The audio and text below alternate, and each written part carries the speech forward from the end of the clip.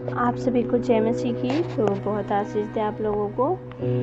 आज एक चीज़ हम सोचते हैं, हमेशा हमारे माइंड में ये बातें आती हैं कि हम कहीं पे भी अगर जा रहे हो या फिर आ रहे हो, तो कहीं पे भी अगर झगड़ा होता है, जहाँ पे आप रह रहे हो कहीं पे भी झगड़े होते हैं या फिर कुछ भी होता है प्रॉब्लम, तो हम यही सोचते हैं, हमारे माइंड में यही आता है कि ये कलेश कब ख़त्म होगा, ये पाप कब ख़त्म होगा, है ना। हम यही सोचते हैं कि ये पाप कब ख़त्म होगा। पर हम जब तक यीशु को नहीं जानते थे तब तक हमें ये नहीं पता था कि ये कब ख़त्म होगा। बस यही रहता था कि आज तो जिंदा है, कल मर जाएंगे, कल सब कुछ ख़त्म हो जाएगा। पर ऐसा कुछ नहीं है। जब हम वचन को पढ़ते हैं, जब हमने प्रभु यीशु को जाना और उनके वचन को जाना, तो वचन जब प्रकाशित वाक्य आप पढ़ोगे, उसमें 20 के 7 में ये लिखा है कि जब 1000 वर्ष पूरे हो चुकेंगे तो शैतान कैसे छोड़ दिया जाएगा। अभी जब परमेश्वर का वचन बता रहा है, तो अभी वो 1000 वर्ष पूरे नहीं हो चुके हैं, अभी पूरे नहीं हुए कि वो छोड़ा जाए। जब 1000 वर्ष पूरे हो चुकेंगे तो शैतान कैसे छोड़ दिया जाएगा। अभी उसके सेवक काम कर रहे हैं।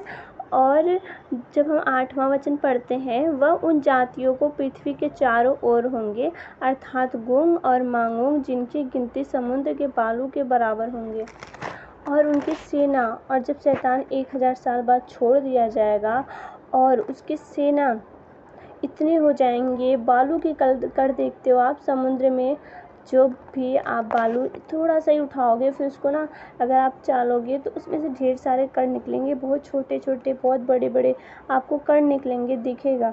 तो ऐसे ही जब शैतान 1000 वर्ष के बाद छोड़ दिया जाएगा, वो बालू के कणों के से ज़्यादा उसके लोग रहेंगे और वो छोड़ दिए जाएंगे पृथ्वी पे। और पृथ्वी के चारों ओर वो क्या करेंगे, फैल जाएंगे, चारों ओर फैल जाएंगे। और वो क्या कराएंगे, भरमा कर सबको भरमाएंगे, लड़ाइयाँ करवाएंगे, और इकट्ठा कर करके सबको क्या करेंगे, लड़ाई करवाएंगे। और ऐसा आज भी हो रहा है, पर आज कुछ थोड़ी राहत है। पर जब शैतान 1000 साल बाद छोड़ दिया जाएगा, अभी तो उसकी मान लो सेना काम कर रहा है, अभी उन लोगों का राजा नहीं आया है जो पाप करवाता है। जब वो छोड़ दिया जाएगा तो इससे भयानक मंजर देखने को हमें मिलेगा। इससे भी पर प्रभु यीशु उससे पहले आएगा, अपने बच्चों को उठा ले जाएगा। और जो अभी तक प्रभु की बातों को नहीं मान रहे, उनके अपने पापों से तौबा नहीं कर रहे, मन नहीं फिरा रहे, वो इस शैतान के काम में फंस जाएंगे। शैतान जो चाहता है वही करने लगेंगे वो। पर हमें क्या करना है, हमें जब वो 1000 वर्ष बाद छोड़ा जाएगा, अभी 1000 वर्ष नहीं पूरे हुए, उसके पहले ही मन फिराना है, उसके पहले ही मन फिरा के यीशु के साथ चले जाना है। और जब आप आगे पढ़ोगे, 9 में पढ़ोगे, तो यहाँ पे लिखा है, वे सारी पृथ्वी पर फैलकर पवित्र लोगों की छावनी और प्रिय नगर को घेर लेंगे, और आग स्वर्ग से उतरकर उन्हें भस्म करेगी। तब जब वो पूरे फैल जाएंगे, पृथ्वी पे हो जाएंगे, और जहाँ पे प्रभु के लोग होंगे, वहाँ पे जो प्रभु यीशु को जानते हैं, उस टाइम वो तो प्रार्थना कर लेंगे, वो मजबूती से खड़े रहेंगे, उनके अंदर बल वो सामर्थ रहेगा, वो आराम से उन मुसीबतों से लड़ सकेंगे, शैतान को हराएंगे।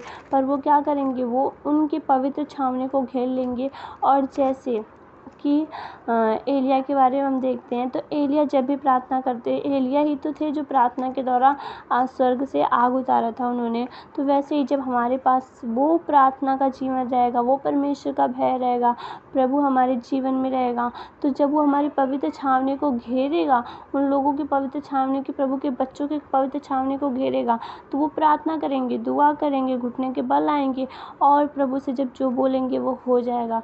और उस टाइम क्या होगा, प्रभु का वचन लिख रखा है, स्वर्ग से आग उतरेगा और उन लोगों को भस्म कर देगा। किन्हें, शैतान के लोगों को भस्म कर देगा।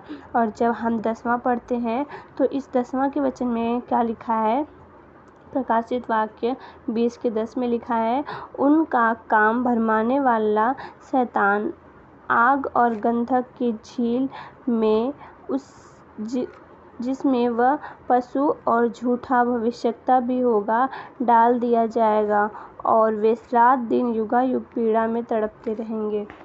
और जब शैतान के लोगों को प्रभु क्या करेगा, उनकी विनाश का टाइम आ जाएगा, तो भरमाने वाले जो हैं, जो यीशु के परमेश्वर का वचन भी कहता है कि यीशु के नाम से भरमाने वाले बहुत आएंगे। और जब भरमाने वाले लोग होंगे, शैतान के लोग होंगे, तो प्रभु उनको क्या करेगा, आग के झील में डाल देगा। और जिसमें पशु के जूठा होता है, जूठा अगर खाना आप रख रहे हो 1 महीना भी रखोगे ना, तो उसमें 1 महीना छोड़ो, अगर 10 दिन भी रख दिया ना, उसमें कीड़े पड़ जाएंगे। और उस जूठे के, और पशु जिसमें मर जाते हैं, कितनी गंदी बदबू आती है, उसमें जो झूठे भविष्यवक्ता हैं, जो लोगों को भरमा रहे हैं, प्रभु से दूर कर रहे हैं, ऐसे लोगों को क्या किया जाएगा, उस आग के झील में, उस गंधक के झील में उन लोगों को डाल दिया जाएगा। और जो झूठ बोलते हैं, जो भविष्यवक्ता झूठे हैं, उनको भी डाला जाएगा। प्रभु के लोगों को जो भरमा रहे हैं, उनको भी डाल दिया जाएगा। और वे रात दिन उसमें तड़पेंगे, कभी भी वो चैन से नहीं रहेंगे, रात दिन हमेशा तड़पते रहेंगे। और वो मौत भी मांगेंगे तो उनको मौत नहीं मिलेगा।